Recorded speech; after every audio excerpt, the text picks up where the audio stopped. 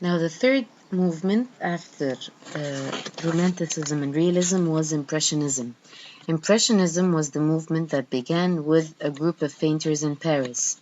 These artists felt that the new technology of photography was ruining the art of painting because it was only depicting the facts and there was nothing artistic about it. So instead of depicting the scene as it actually is, the Impressionists pictured a specific moment seen by the eyes. What does that mean? Realism is just like the copy-paste button.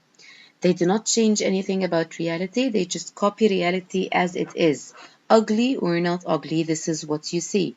But Impressionists, they thought that art should not be this way. Yes, art should be true, unlike Romanticism, but it shouldn't be ugly. There should be some sort of art about it.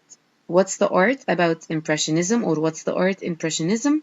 It's that instead of copying a whole picture like this one, and copying it, stating it as it is, the artist is going to picture a specific moment just like you see it by your own eyes instead of a photo. The artist used pure shimmering colors to capture the moment seen in glass. There was more white, there was more shimmer, there was more light to the picture rather than the dull, realistic pictures. The public first hated the Impressionists because they thought that they're going to be like the Romantics, full of imagination and unnatural events. But they gradually became to believe that the painting does actually capture realistic moments, but in a fresh vision or in a more lively color. The Impressionists showed a more positive view of the urban life.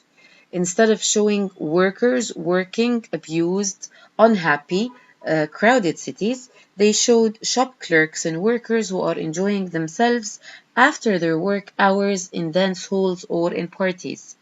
They also painted performances in theaters and circuses, which people went to in their leisure time. So these were examples of Impressionist pictures or paintings.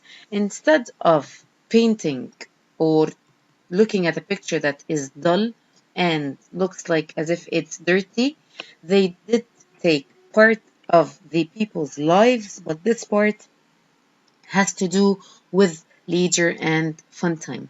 This picture is a circus performer, and this picture is the group of people enjoying their time during what looks like a wedding or a party.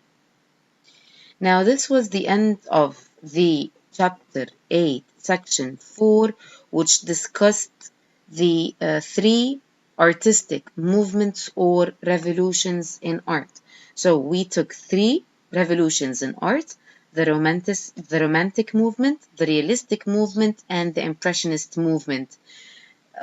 Please, you need to write down one table that compares and contrasts these three revolutions, just as an easier way to study the lesson. And if you have any questions about your table, please let me know.